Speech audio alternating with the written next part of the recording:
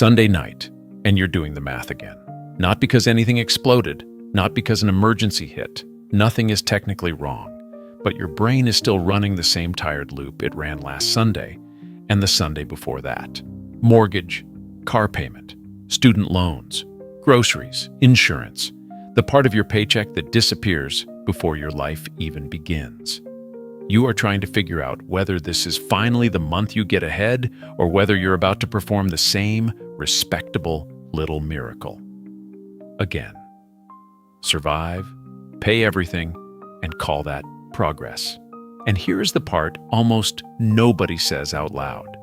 The most exhausting thing about a mortgage is not only the size of the payment, it is the way it quietly enters every decision you make.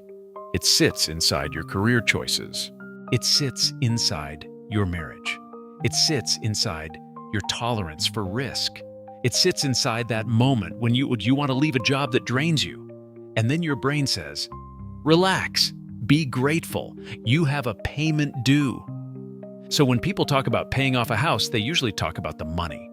What they underexplain is the identity shift. Because the day your mortgage ends, you do not just lose a bill, you lose a private form of fear. The numbers are not just big, they are behavior shaping. As of March 26, 2026, Freddie Mac's average 30-year fixed mortgage rate was 6.38%, with the 15-year at 5.75%. Meanwhile, the U.S. Census Bureau reported median post-tax household income of $72,330 in 2024, or about $6,028 a month after taxes. That means a normal household does not have infinite flexibility. It has a monthly ceiling. And once housing takes a giant bite out of that ceiling, everything else in life gets forced to compete for what remains. If a household is bringing home somewhere near that level, mortgage, taxes, insurance, and a maintenance reserve can easily absorb more than $3,000 a month. Then come the car payments, gas, groceries, health costs, utilities, school costs, and the random humiliations of adult life that never make it into the spreadsheet. That is why so many responsible adults feel tired in a way they cannot fully explain. They are carrying a cost structure that punishes experimentation. Here's the mini case most people recognize immediately. Take Marcus and Elena, both 41, both working, both outwardly doing fine. Together, they bring in about $118,000 a year, and after taxes, payroll deductions, and a modest retirement contribution, they clear roughly $7,100 a month. Their all-in housing cost on a suburban house is about $3,150. 2 cars, insurance, gas, groceries, utilities, and student loans take another $2,900. On paper, they are middle class. In practice, they are 1 dental bill, 1 urgent care visit, and 1 dead transmission away from a serious conversation at the kitchen table. They are simply living in a system where 1 bill's large enough to veto almost every brave decision before it gets to breathe. When the mortgage disappears, the cash flow doesn't become infinite. It becomes useful. A paid-off house is not a free house. Property taxes still exist. Insurance still exists. Maintenance definitely still exists. ICE data showed property taxes up about 27% over 5 years, and property insurance costs up roughly 70% over the same stretch, which is exactly why a paid-off home can still feel expensive. So let's be honest. If your all-in mortgage payment was around $2,800, the part that truly becomes deployable after payoff may be closer to $1,800 or $2,000, not the full $2,800. And I want to pause on that because some people hear only $2,000 and miss the punchline. $2,000 a month deployed intentionally for years is life-changing money. If you redirect $2,000 a month into broad, low-cost index funds and let time do what time does, you are finally giving compounding enough room to matter. At 8%, that is roughly $146,954. After 5 years, around $365,892 after 10, and about $1.18 million after 20. Those middle numbers matter because they make the future less abstract. That is what happens when forced debt service stops eating the future before the future arrives. This is where personal finance gets too cute with the math. Because right here, somebody always jumps in with the same argument. If your mortgage rate is low, you should invest instead of paying it off early. Fine, in many cases that is mathematically true. If you locked a mortgage in the 3% range, history says long-run equity returns have usually beaten that cost of debt. But that argument assumes a version of human behavior that does not exist in most kitchens on most Tuesdays. It assumes you will actually invest the difference. It assumes you will keep investing the difference during vacations, Christmas, burnout, layoffs, and the weird emotional spending that shows up when life gets loud. It assumes your plan survives boredom, envy, fear, and one ugly market drop. That is not a spreadsheet problem. That is a human problem. The real question is not what is theoretically optimal. The real question is what will you consistently do when your life gets messy? For some people, the correct answer is invest the extra money. For other people, especially if their mortgage rate is high, their cash flow is tight, or their nervous system hates fixed obligations, aggressive payoff creates a guaranteed return and a psychological return at the same time. The spreadsheet can calculate the first one. It cannot fully calculate the second. Debt is not just a math issue. It is a cognitive issue. This matters more than the personal finance world likes to admit. In a 2019 PNAS study on debt relief, researchers found that reducing debt improved psychological functioning and decision-making, and that paying off more debt accounts was linked to larger gains in cognitive functioning and lower anxiety. In that study, the number of open debt loops mattered, not just the dollar amount. The brain hates unresolved tabs. It hates background threat. It hates obligations that never fully go silent. That means the mortgage is not just your largest monthly bill. For a lot of people, it is the last loud tab left open. Credit cards may be gone. Student loans may be gone. Car loans might eventually disappear, but the mortgage keeps humming in the background. Then one day, it shuts off, and the silence feels strange. That silence is not imaginary. It changes behavior. You become less reactive, less desperate, less likely to make a career decision out of fear, less likely to protect an income stream at all costs, just because a payment is waiting on the first of the month. A paid-off house doesn't just change your money. It changes your negotiating position in life. Once your fixed monthly survival cost drops, the number of bad situations you can walk away from goes up. You can survive a pay cut that used to feel impossible. You can leave a boss you should have left 3 years ago. You can take a role with more meaning and less prestige. You can start a business that needs time instead of instant perfection. In financial independence language, lowering annual required spending lowers the size of the pile you need before work becomes optional. If a mortgage payoff removes roughly $24,000 a year from your required outflow, that can reduce your financial independence target by about $600,000, using the classic 25 times expenses rule of thumb. Not because you suddenly became richer, because survival became cheaper. And when survival becomes cheaper, courage becomes cheaper too.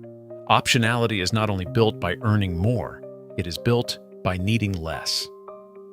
The demographics make this story hit harder. According to the latest Census Bureau release, 39.4% of U.S. owner-occupied homes are now owned free and clear. At the same time, the National Association of Realtors reported that the median age of a first-time homebuyer climbed to 40, a record high. So a standard 30-year mortgage starting at 40 can stretch to 70. That means the old image of retirement beginning after the mortgage is no longer safe to assume. For a growing number of households, housing debt is following them into the exact stage of life where flexibility narrows. This is why the phrase, "I'll just pay it off eventually," is more dangerous than it sounds. Eventually has gotten older, which means paying the house off earlier is not just a bragging rights move. It is a resilience move. Quick reality check before you choose a strategy. If your mortgage rate is very low and you are the kind of person who actually auto-invests the difference every month and leaves it alone during drawdowns, then yes, investing may beat early payoff over long periods. If your rate is around today's market, your cash flow feels tight, or your job situation is fragile, then paying down principal is not irrational. It is often the cleanest way to reduce the blast radius of normal life. And if you are within 10 years of retirement, this decision is no longer abstract optimization. It becomes a stress test. Ask one brutally simple question. If my income dropped by 20% next year, what would I wish I had already done? That question is often more useful than 1,000 online debates. This is also why people get weirdly emotional about this topic, because they think the argument is about interest rates, when it is really about identity. One person hears pay off your house and thinks, that is inefficient. Another hears it and thinks, that is the first day I could finally breathe. Both reactions can be logical from the inside. The mistake is pretending one framework fits every nervous system. Money is math, but personal finance is behavior under pressure. And behavior under pressure is where your real strategy gets exposed. The retention spike. Nobody expects is this. The house is not what traps most people. The timing does. Buying at a record-high first-time buyer age, carrying a 30-year loan deep into the later decades of life, and assuming future income will always cooperate, that is where the pressure builds. The risk is not that homeownership is bad. The risk is that a respectable payment becomes a 30-year veto vote on your freedom. That is why this topic matters so much in 2026. Housing is no longer only a shelter conversation. It is a control conversation. You do not need a heroic strategy. You need repeatable pressure in the right direction. On a large mortgage in today's rate environment, small changes can erase a shocking amount of interest. On a $450,000 mortgage at 6.38%, the standard principal and interest payment is about $2,808 a month. Add just $300 extra to principal every month, and you can cut the loan by about 6 years, while saving roughly $125,000 in interest. Add $500 a month, and the timeline can shorten by around 8 years, with interest savings moving past $180,000. Those are not cute spreadsheet tricks. Those are middle years of your life coming back into your hands. Bi-weekly payments can also create the equivalent of one extra monthly payment per year. Regular extra principal, even a few $100s a month, can cut years off the timeline. Larger recurring overpayments can compress a 30-year loan into something much closer to the years where you still have health, energy, and real options. This is the part people miss because the extra payment feels boring. Boring is how wealth gets built when nobody is filming. The real win is not that you save interest. The real win is that you buy back years of decision-making power while you are still young enough to use it. There's a massive difference between paying off your house at 63 and paying it off at 55. One gives you relief, the other gives you runway. And no, the day you pay it off is not the day you get stupid with the money. The first job is paperwork. Make sure the lien release is filed and the title is clean. Adult life loves small administrative mistakes with expensive consequences. The second job is not to celebrate by acting rich. The second job is to repair your foundations. Rebuild your emergency fund around your new, lower monthly expense level. Get liquid again. Get harder to knock over. Then deploy the former mortgage payment in a sequence that actually respects reality. Capture the employer match in your 401k first, because free money is still undefeated.